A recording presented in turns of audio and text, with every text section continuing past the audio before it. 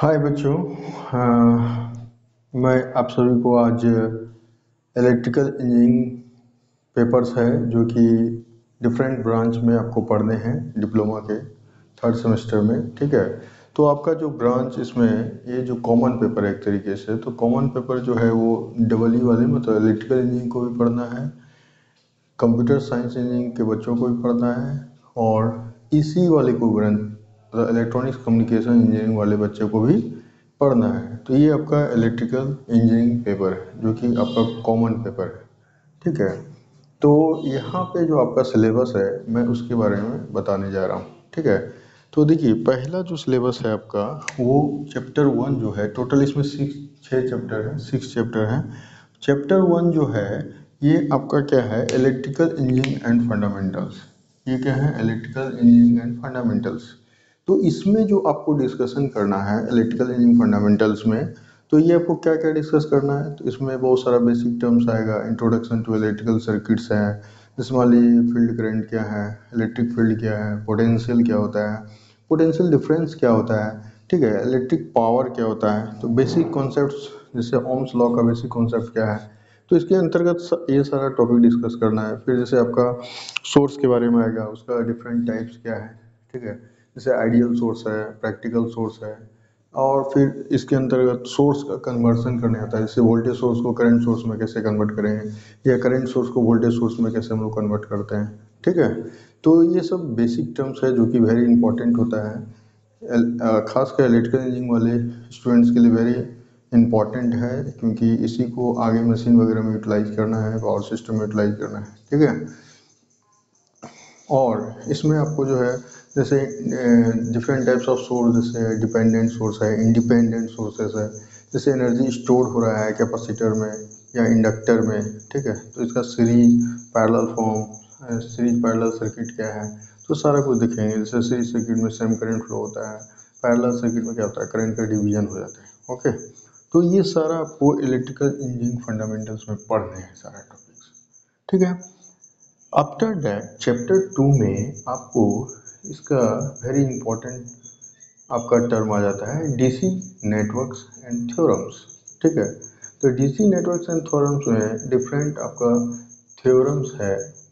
ठीक है, तो उसके बारे में हम लोग यहाँ पे डिस्कशन करेंगे। तो इस आपके सिलेबस में जो है डिफरेंट लॉज एंड थ्योरम्स हैं एप्लीकेबल टू डीसी नेटवर्क्स के लिए।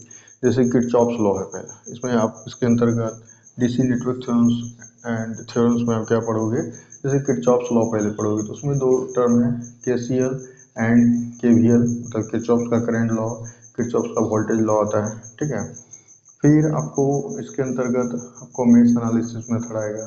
ठीक है, नोडल एनालिसिस मेथड भी बोलते हैं, मतलब अनदर जो मेथड है नोडल एनालिसिस मेथड, जैसे स्टार डेल्टा कन्वर्सन करना होगा, द स्टार से डेल्टा, फिर डेल्टा से स्टार कन्वर्सन करना है, ये भी थ्योरम है आपका।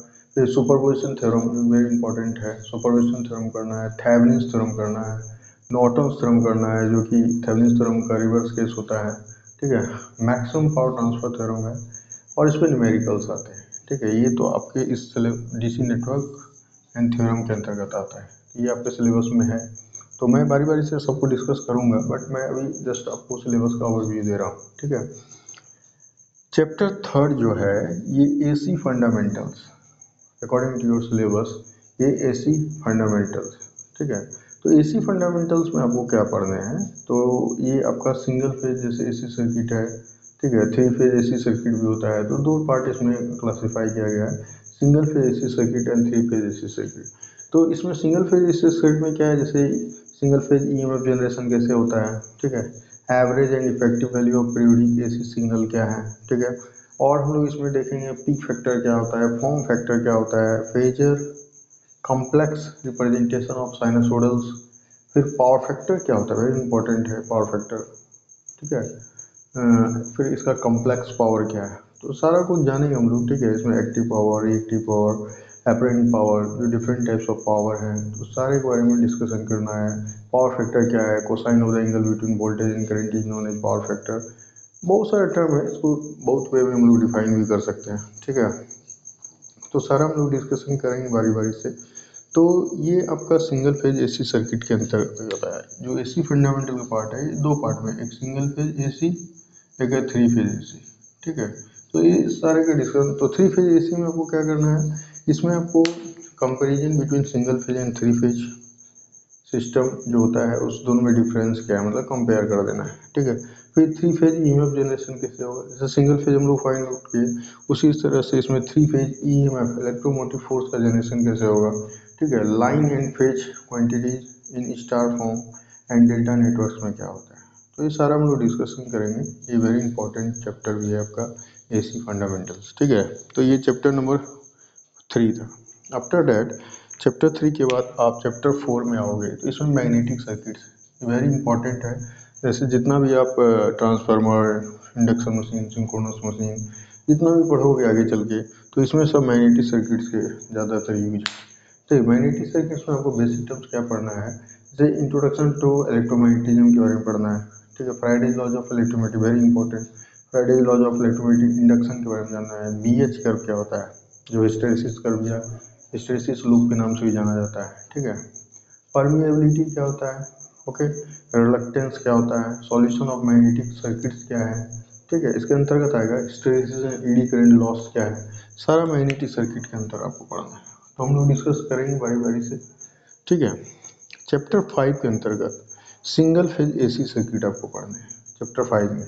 तो ये जो chapter 5 single phase AC circuit है, तो इसमें आपको करनी क्या है, तो जिसमें मान लीजिए एसी सर्किट तो पढ़ रहे हैं, लेकिन ये आपका जैसे सीरीज सर्किट होगा, एक पैरेलल सर्किट, ये जैसे चैप्टर, ये जो सिंगल फेज एसी सर्किट है, मान लीजिए सीरीज सर्किट के बारे में यहाँ पढ़ेंगे, यहाँ पे हम लोग पैरेलल सर्किट के बारे में पढ़ेंगे। ठीक है, तो सीरीज और पैरेलल, तो सीरीज सर्किट में जैसे प्योर रेजिस्टेंस, मान लीजिए एक एसी सर्किट्स जो है उसमें कंटेनिंग इंडक्टेंस ले रहे हैं, फिर कैपेसिटेंस ले रहे हैं, फिर हो सकता है दोनों का कॉम्बिनेशन रेजिस्टेंस एंड इंडक्टेंस दोनों ले रहे हैं। ठीक है, सीरीज सर्किट मतलब आर एंड एल को सीरीज फॉर्म में कनेक्ट करें विथ वोल्टेज सोर्स के साथ।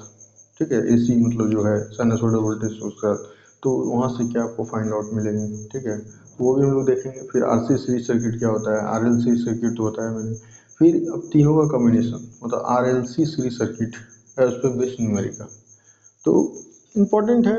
और पूरा हम लोग कॉन्सेप्ट के साथ इसको डिस्कशन करेंगे, रटना नहीं है। ठीक है, इसको कॉन्सेप्ट के साथ हम लोग डिस्कशन करने जा रहे हैं।